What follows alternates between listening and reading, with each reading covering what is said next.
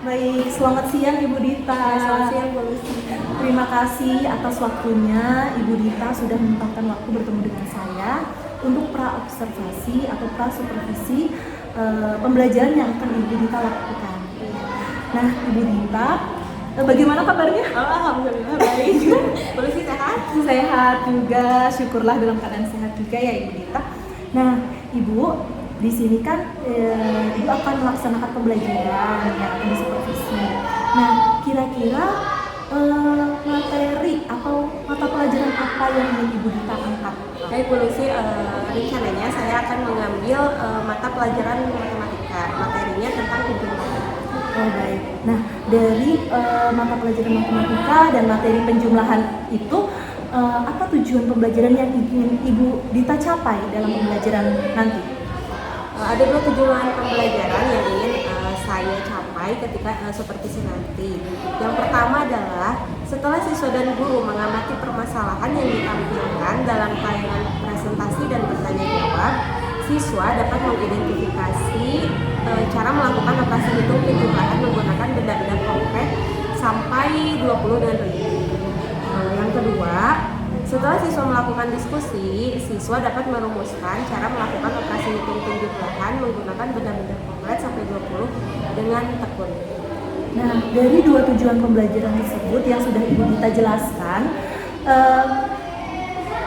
topik apa yang ingin Ibu Dita dalami atau area pengembangan apa yang Ibu Dita hendaki berkembang dalam diri anak-anak tersebut? Dari tujuan pembelajaran tersebut, Ya. Saya rencananya atau ingin siswa-siswa di kelas saya itu mampu memecahkan masalah pertama. Yang kedua, mampu menganalisis atau mengidentifikasi masalah. Dulu ya seharusnya mengidentifikasi masalah, terus menemukan solusi masalah, bisa menganalisis, kreatif, dan juga bisa namanya tuh benar-benar konkret apa sih dalam kehidupan sehari-hari itu ada gitu, maksudnya nyambung dengan kontekstual maksudnya. Jadi Ibu Dita ingin anak-anak itu terbiasa untuk mengidentifikasi, menganalisis, menemukan solusi, dan memecahkan permasalahan dengan bantuan benda-benda konkret di sekitarnya, begitu ya Ibu? Ya, baik. Nah, untuk mencapai area yang ingin dikembangkan itu dan tujuan pembelajaran Ibu Dita, kira-kira strategi apa yang Ibu Dita akan lakukan sehingga tujuan pembelajaran itu tercapai?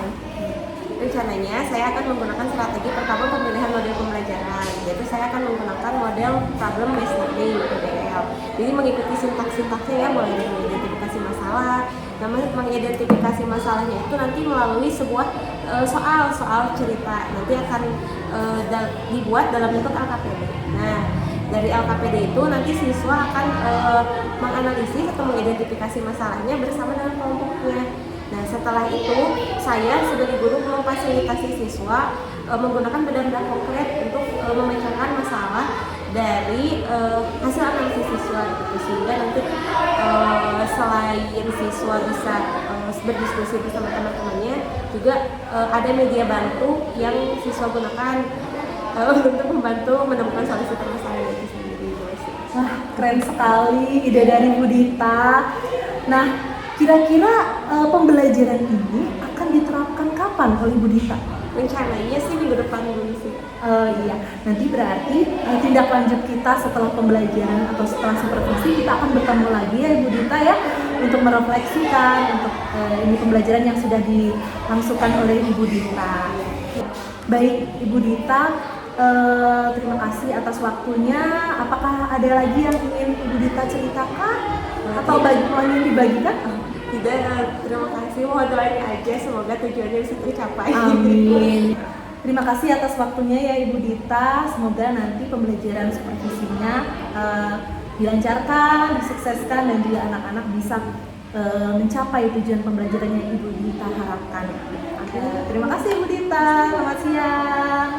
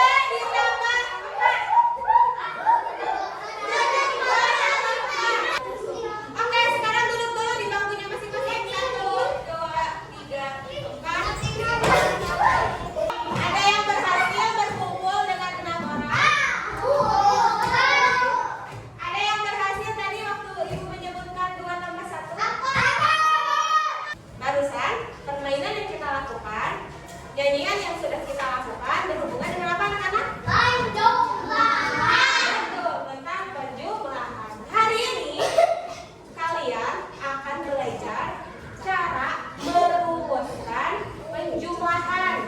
Jadi hari ini kalian sepulang sekolah harus bisa merumuskan yang namanya penjumlahan.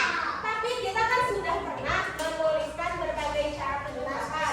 Kalian masih ingat tidak? Cara penjumlahan itu ada berapa? Tiga, benar. Satu apa? Benar, satu menghitung hitung maju. Nah, misalnya 12 tambah 6 berarti maju 6 langkah. Berarti kedua cara apa? Penjumlahan bersusun. Masih ingat penjumlahan bersusun yang seperti apa? 2 ditambah 6 8. Ini kan udah ada temennya diturunin 1. Jadi berapa hasilnya? 18. Sama nggak dengan menghitung maju hasilnya? Yang ketiga cara apa? Bener, pasangan bilangan. Ada satuannya nggak? Satuannya berapa? 2. Puluhannya? 10. Nah, menurut kalian paling gampang yang mana? Cung yang lebih mudah pakai cara 1. Suka pakai cara 2. Oke, yang lebih suka pakai cara 3. Pasangan bilangan? Yang suka tiga-tiganya? Ada yang suka tiga-tiganya? Nah, boleh pakai yang manapun asal menurut kalian mudah. Oke, sekarang coba konsentrasi. Nepuk 1, nepuk 2, nepuk 3, nepuk 4, nepuk 5, nepuk fokus. Nah,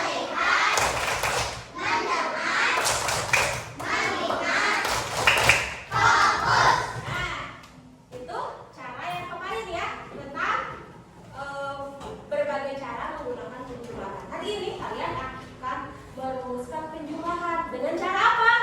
Dengan cara membantu berhitung. Membantu berhitung siapa? Ini ada Bu Guru, ada Adinda dan Purma, ada Adinda, dan ada Ida dan Adil.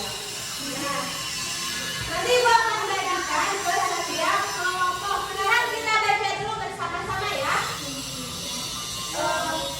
Kelihatan nggak?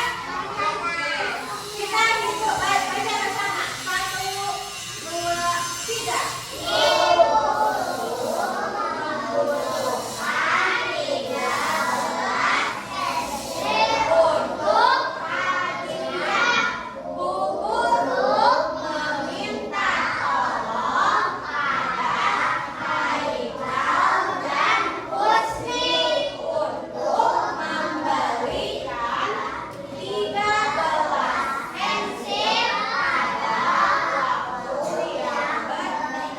Gimana contoh waktu yang berbeda itu?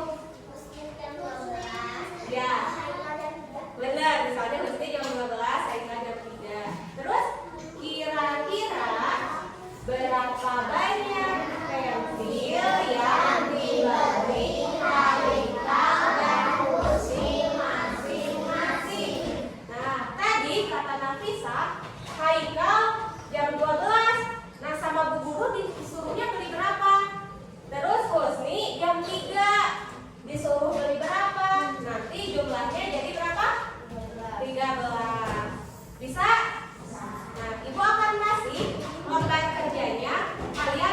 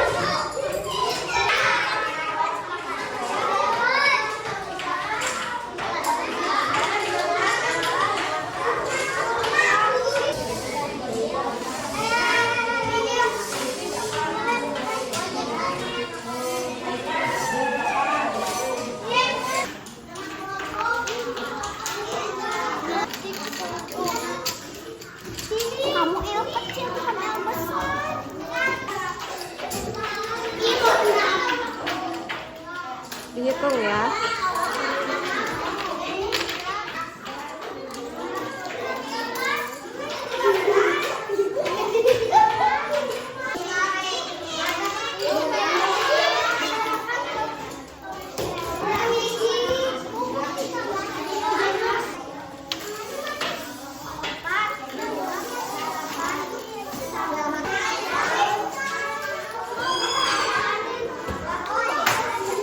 Oh, yang itu.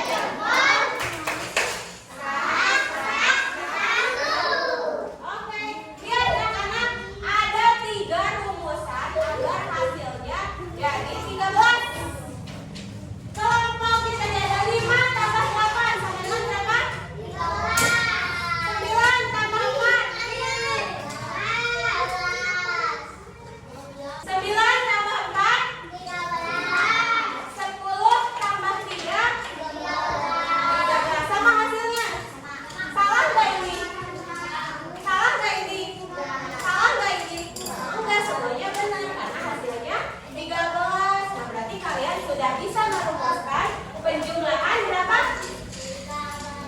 13. Ada lagi nggak kira-kira selain ini? Lihat ini 13. Berapa? 7 tambah 6, betul Husni. Sip.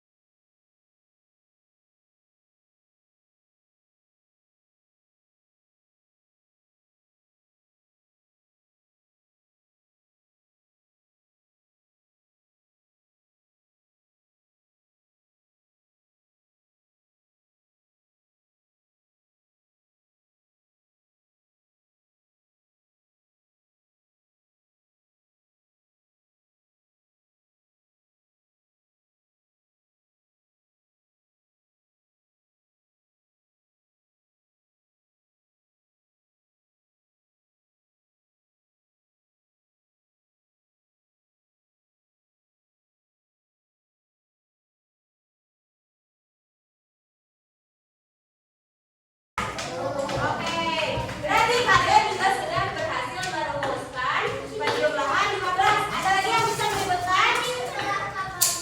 11 tambah 4, betul. Good job, Muslim, pintar. 13 tambah 2. Berapa? 13 tambah 2. 13 tambah 2, sip, betul Kamsa. Oke, semuanya hari ini kalian sudah berhasil merumuskan penjumlahan 13, 19, sama 11. Kalian sudah membantu Bu Guru Adinda, Nida, dan Ajril. Tepuk wow dulu untuk kelas 2D ya. Tepuk wow. Kasih W. Kasih O. Kasih W. Wow. Keren semuanya. Sekarang ada tugas yang harus kalian kerjakan. Ini dikerjakan secara sendiri-sendiri. Kalian harus baca dulu tugasnya dengan teliti ya.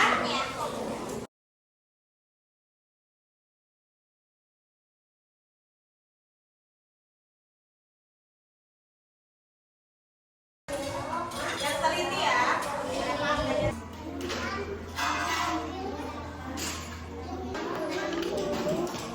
Ini benar.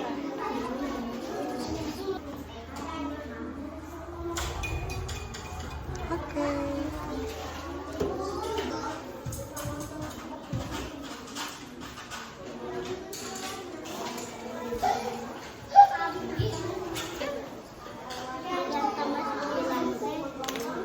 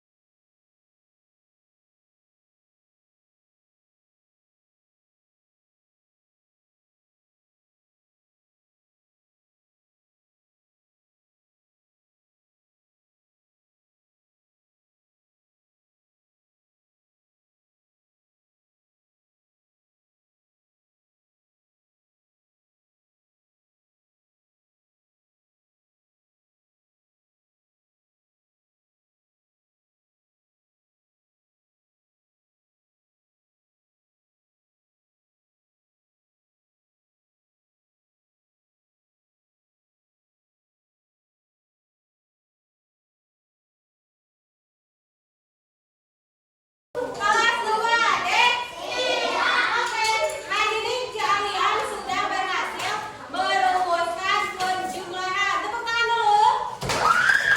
Good job semua, kalian hari ini sudah belajar dengan baik. Bagaimana perasaan kalian belajar hari ini? Kelas 2, Dek. Kelas 2, Dek. Disimpan dulu permennya, disimpan dulu pensilnya. Oke? Oke, tepuk 1, tepuk 2, tepuk 3, tepuk 4, tepuk 5, tepuk 5 2 kali. Susah nggak belajar rumus penjumlahan tadi? Bagaimana perasaan kalian setelah belajar? Senang nggak bisa menyelesaikan masalah soalnya? Iya. Nanti kita lanjutkan minggu depan tentang pengurangan. Hari ini belajarnya sudah selesai. Silakan anak-anak beres-beres dan siap-siap berdoa pulang.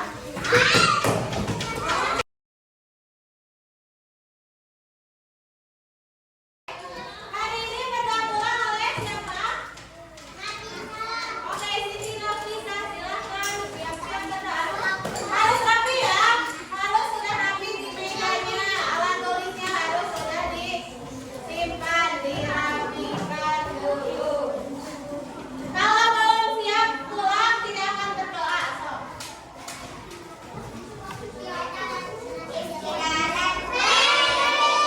Buat ready, ada yang masih pakai sepatu, yang betul. Oh, pakai sepatunya nanti aja. Istirahat.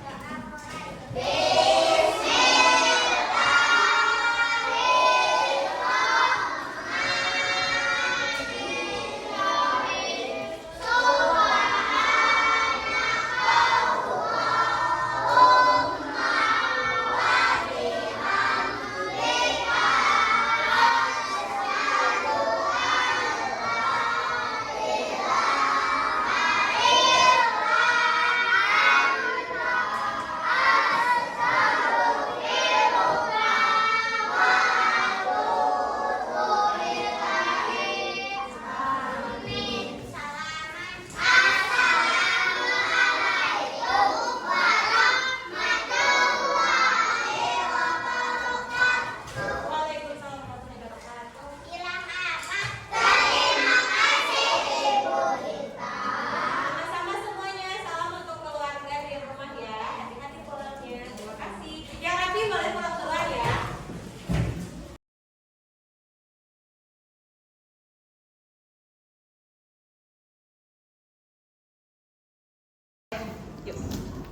Bismillahirrahmanirrahim. Assalamualaikum warahmatullahi wabarakatuh. Waalaikumsalam warahmatullahi wabarakatuh. Ibu, pada hari ini kita akan melakukan proses coaching ya pasca observasi yang akan dilaksanakan oleh Ibu Lucia sebagai coach dan Ibu Dita sebagai coaching. Mangga, saya persilahkan. Terima kasih Ibu atas waktunya. Baik, Ibu, silahkan sebelum kita mulai pasca observasi ini, Ibu memperkenalkan diri dulu. Baik, terima kasih Bu Lucy. Perkenalkan, nama saya Ibu Dita. Saya saat ini mengajar di kelas 2D. Ya, baik. Selamat pagi Ibu Dita. Bagaimana kabarnya Ibu? Alhamdulillah, luar biasa. Syukurlah dalam keadaan sehat walafiat ya Bu. Nah, setelah melaksanakan kegiatan pembelajaran waktu itu ya Ibu Dita, bagaimana perasaan Ibu setelah melaksanakan praktik pembelajaran yang saya observasi waktu itu? Perasaan saya cukup puas ya Bu. Tidak puas sekali, tapi cukup puas karena anak-anak bisa mengikuti pembelajaran sesuai dengan yang telah direncanakan. Nah, Ibu, bagaimana perasaan Ibu ketika ada supervisor atau ada guru lain yang melihat pembelajaran di kelas Ibu, bagaimana rasanya Bu? Jujur tegang ya. Takutnya jadi tidak alami gitu dibuat-buat, tapi suatu proses belajar agar nanti dapat masukan dari supervisor apa sih yang harus diperbaiki gitu. Ya, sebenarnya itu hal yang wajar ya Ibu, ketika ada guru lain yang masuk ke kelas kita itu mungkin ada perasaan yang beda dari yang biasanya gitu, tapi saya lihat selama proses pembelajaran Ibu Dita bisa dengan rileks ya, tidak terlihat tegang begitu. Mungkin dalam hati tegang, tapi karena sudah ya kita berprofesi sebagai guru sudah mengalir begitu, sudah rileks begitu ya Ibu. Nah, bagaimana proses pembelajaran yang telah Ibu laksanakan waktu itu Bu? Sesuai dengan rencana pembelajaran, saya menggunakan model PBL ya Bu. Jadi dimulai dengan memberikan masalahnya dulu melalui soal cerita gitu. Pertama ditampilkan dulu di layar, lalu setelah itu kita baca bersama-sama dan anak diorganisasikan ke dalam kelompok. Terus dibagikan nama PD-nya. Setiap kelompok sama guru diarahkan untuk membaca PD-nya yang ada masalahnya gitu ya. Terus saya juga memberikan benda konkret itu apa? Media untuk masing-masing kelompok agar digunakan sebaik mungkin. Terus saya juga berkeliling ya Bu ya ke semua kelompok melihat apa yang mereka masih kurang paham gitu. Nah, setelah mereka berkelompok menyelesaikan permasalahannya, ada presentasi. Presentasinya itu sambil tanya jawab juga gitu. Setelah itu baru melaksanakan evaluasi. Nah, saya lihat dari hasil observasi saya juga ketika masuk ke pembelajaran Ibu Dita, Ibu Dita sudah melaksanakan seluruh rangkaian atau sintak-sintak PBL itu dengan lancar, dengan baik. Saya lihat ya Ibu, Ibu juga sangat perhatian dengan memberikan masukan, atau ketika anak-anak itu bertanya tentang kesulitan-kesulitan dalam memahami masalah, Ibu Dita juga dengan sabar memberikan tuntunan kepada anak-anak. Lalu saya juga melihat proses mempersiapkan anak untuk belajar itu juga sangat menarik ya Bu. Di awal tuh ada sebelum berdoa tuh ada yel-yelnya dulu pakai bahasa Inggris, dan anak-anak itu kompak begitu ya. Jadi ketika yel-yel itu tuh benar-benar menyiapkan anak untuk fokus untuk berdoa. Kemudian saya juga terkejutnya tuh melihat anak-anak tuh berdoa sambil gini. Biasanya kan gini ya, tapi gini. Makanya itu sangat bagus menurut saya, dan itu menjadi inspirasi saya juga di kelas. Karena apa? Karena ketika anak-anak di kelas saya berdoa itu masih ada yang mereka tuh tangannya tuh memegang benda-benda miliknya menurut saya ya. Terus saya terinspirasi juga dari Ibu Dita, bagaimana kalau saya mencoba proses itu juga, ternyata lebih efektif gitu. Jadi anak-anak tuh benar-benar kusuk berdoa gitu, tidak memainkan benda-benda di sekitarnya. Nah, di situ juga saya belajar juga ya Bu dari proses saya observasi di kelas Ibu. Nah, kemudian saya juga melihat pembelajarannya sudah berjalan dengan baik. Nah, tetapi mungkin ada ini Bu yang saya masih bingung ya. Jadi saya ingin tanyakan di sini untuk mendapatkan penjelasan dari Ibu. Nah, apakah ada bagian pembelajaran berdiferensiasi dalam pembelajaran yang dilakukan? Karena kan memang Ibu membuat kelompok itu secara heterogen ya, dari ininya secara heterogen, kemudian prosesnya juga sama. Nah, dari diferensiasinya mungkin saya tidak menemukan itu ketika observasi. Nah, mungkin sekarang bisa dijelaskan Bu, bagian ada diferensiasi dalam pembelajaran yang dilakukan seperti apa? Kalau untuk diferensiasinya, saya saya ngambil di evaluasinya ya Bu ya, karena kan untuk pembentukan kelompok itu dilihat dari hasil tes diagnostik. Nah itu dicampur di heterogen. Kenapa? Biar anak-anak yang kurang kemampuannya bisa terpacu oleh teman-temannya yang lebih aktif, terus lebih mahir lah katakanlah kayak gitu. Nah saya kenapa prosesnya sama? Karena saya tidak terlalu melihat kalau di matematika ya, jadi kalau saya tidak terlalu jomplang gitu perbedaannya. Jadi kalau proses saya samakan.